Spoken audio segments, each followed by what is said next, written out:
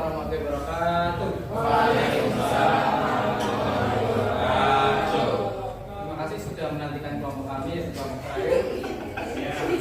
Dari awal saudara sudah menantikan kelompok kami. Terima kasih.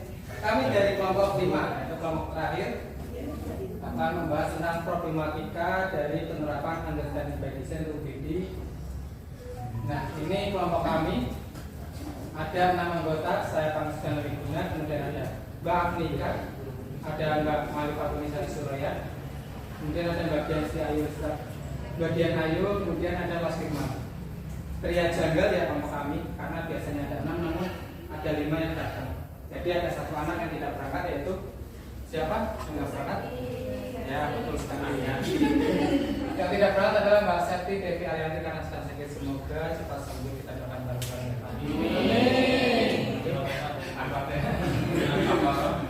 Oke, jadi tadi dari awal sudah disampaikan oleh kelompok 1 sampai 4 tentang problematika penerapan UBD.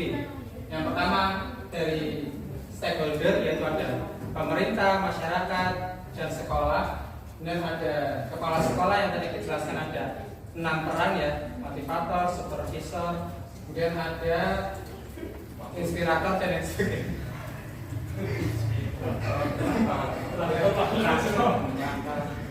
Bukan kontraktor ya.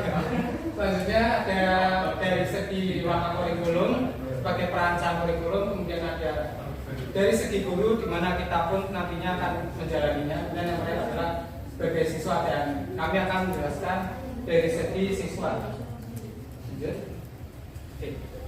Siswa pada pembelajaran saat ini dipandang bukan lagi sebagai objek pembelajaran, melainkan sebagai subjek pembelajaran ya. Jadi aktivitas kegiatan pembelajaran bukan sekedar take and give, take dari segi guru dan give dari segi siswa, bukan lagi seperti itu, melainkan guru menyediakan pembelajaran, strateginya bagaimana, kemudian peserta didiknya melakukan aktivitas pembelajaran, bukan menerima tapi melakukan pembelajaran. Itu bedanya dari pembelajaran yang sebelumnya. Nah, problematikanya adalah ketika pelaksanaan UBD, yang pertama adalah tingkat kesulitan yang tidak sesuai dari peserta didik. Jadi peserta didik dengan tingkat kemampuan yang berbeda memungkinkan menghadapi kesulitan yang tidak sesuai dengan tingkat mereka dalam kerangka UBD. Jadi kan pemahaman UBD ada 6 aspek ya, ada 6 pemahaman. Di antaranya adalah saya lupa. Ada 6 pemahaman UBD itu. Nah, peserta didik terkadang memiliki level kemampuan yang berbeda untuk memahaminya, sehingga menjadi kesulitan tersendiri bagi peserta didik untuk mencapai kemampuan tersebut melalui pembelajaran UBD. Nah, solusinya adalah peserta didik dapat berkomunikasi dengan guru untuk meminta penyesuaian tugas atau materi yang sesuai dengan tingkat kemampuan mereka. Ini biasanya bisa kita lakukan ketika refleksi. Jadi ketika refleksi pembelajaran, bagian mana yang tidak kalian pahami sebagai peserta didik, kemudian pembelajaran seperti apa yang kalian inginkan yang terjadi di refleksi. Kemudian peserta didik juga dapat mencari bantuan tambahan seperti tutor atau teman sekelas yang lebih mahir dalam konsep yang sulit. Nah, untuk bagian yang kedua ini bisa dilakukan dalam pembelajaran TARL atau Teaching Accurate Level. Bisa disebut juga pembelajaran di level yang sesuai. Ini bisa dengan variasi seperti TARL homogen dengan peserta didik dikelompokkan dengan kemampuan yang sama, misal rendah, sedang, dan tinggi, sehingga guru bisa fokus dengan membimbingnya. Belajar rendah kurang bisa berkarya, maka guru masuk di situ. Yang mahir bisa lebih mandiri. Bisa juga divariasi dengan heterogen, di mana salah satu peserta didik yang mahir bisa memberikan penjelasan tentang materi yang sudah dipelajari. Itu ya. Untuk kesulitan berikutnya akan dijelaskan oleh rekan-rekan saya. Baik, selanjutnya adalah kesulitan dalam mengatur diri sendiri. Jadi dalam pembelajaran UBD sendiri itu kan menuntut peserta didik itu menjadi mandiri dan bertanggung jawab atas pembelajaran yang mereka lakukan. Hal ini menjadi hambatan bagi peserta didik yang belum terbiasa dengan metode pembelajaran yang berpusat pada siswa, yang biasanya berkelompok, dan hal itu adalah hambatan yang dialami oleh siswa. Solusinya adalah guru membiasakan menggunakan pembelajaran atau menggunakan pendekatan pembelajaran yang menarik bagi peserta didik, sehingga mereka akan terbiasa dan akan lebih mudah dalam mengikuti pembelajaran menggunakan UBD.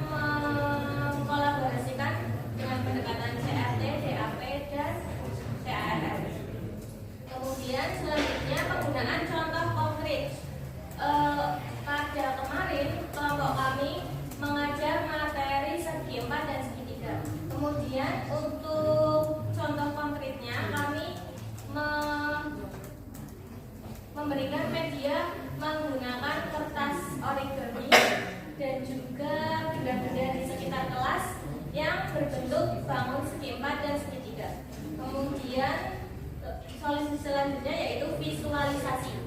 Untuk solusi dari kelompok kami itu kemarin dari saya itu ada visualisasi dengan menggunakan komik materi aritmatika sosial. Kemudian Mas Firman juga ada memvisualisasikan materi aritmatika sosial dengan menggunakan domino. Dan juga Mbak Dian pernah memvisualisasikan materi segi 4 dan segi 3 dengan menggunakan TTS dan juga aplikasi. Kemudian solusi selanjutnya yaitu diskusi kelompok. Peserta didik diarahkan untuk berdiskusi kelompok agar mereka dapat bertukar ide untuk menghadapi kesulitan-kesulitan yang mereka hadapi. Nah, solusi-solusi tersebut itu dari kelompok kami yang kami salurkan untuk membantu peserta didik memahami konsep yang mungkin mereka belum pahami.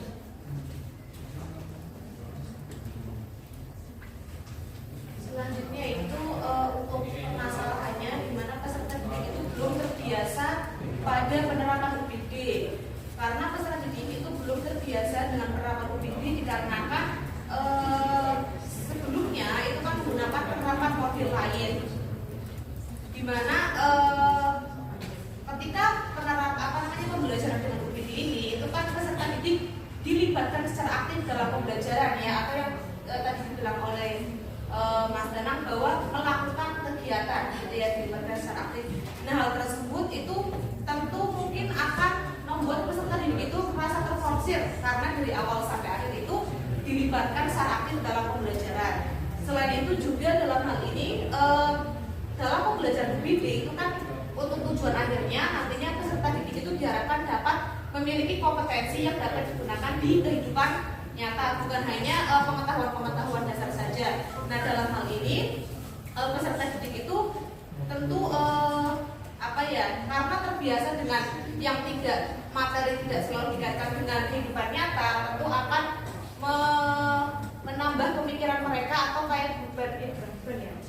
kesulitan mereka dalam mengaitkan materi dengan kehidupan nyata seperti itu.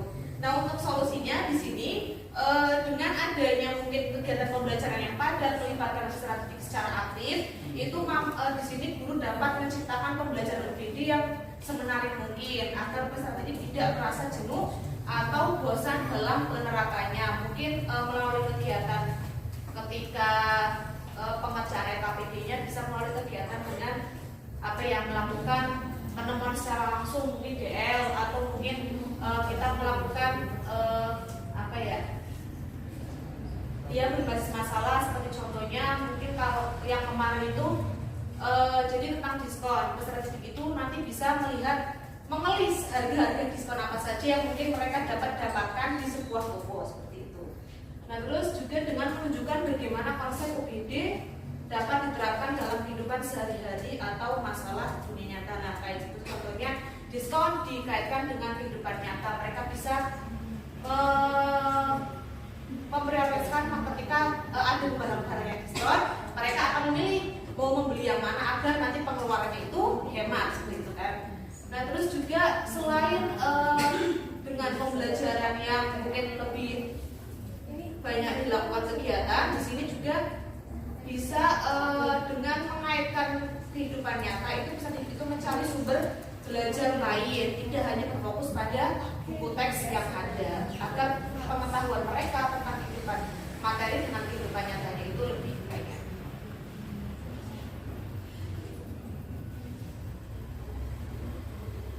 Ya, selanjutnya untuk masalah selanjutnya itu mengenai penilaian dalam UPD.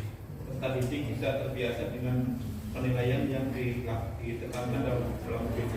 Oke, kita coba flashback dulu ya sebelum UPD menyerang ya.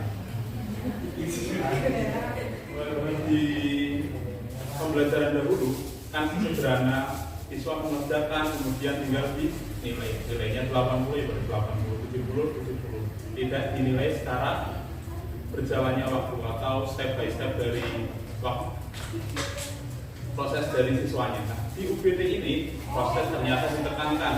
Ada misal siswa bisa A, berarti harus ada protesnya, siswa B harus ada protesnya, ada waktu yang juga dinilai. Tidak sederhana yang dulu kita lakukan. Nah, mungkin solusinya yaitu pembiasaan atau witing bisa dalam soko kulino ya.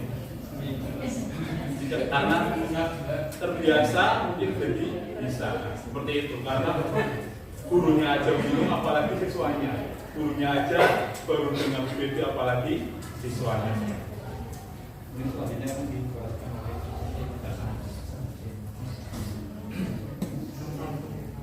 Oke, itu yang bisa kami sampaikan dari beberapa permasalahan kemudian solusi. Maka akar permasalahannya menurut saya UPT ini merupakan paradigma baru ya. Kurikulum Merdeka aja masuk tahun 2020, kemudian efektif dilaksanakan tahun 2022 karena sebelumnya PJJ, kemudian baru tatap muka keseluruhan 2022. Jadi penerapan UPT jika pun dimulai tahun 2022 itu masih perlu pembiasaan dari pusat didiknya karena ada loss learning atau apa selama COVID-19 itu. Jadi perlu ada pembiasaan, kemudian pembelajaran secara bertahap untuk penguatan pemahaman-pemahaman yang diperlukan dalam UPT seperti kemampuan menginterpretasi, kemampuan berkomunikasi, dan lain sebagainya. Itu dari kelompok kami. Terima kasih karena sudah memperhatikan. Apakah ada yang mau bertanya? Ya, Mas Faisal mau bertanya?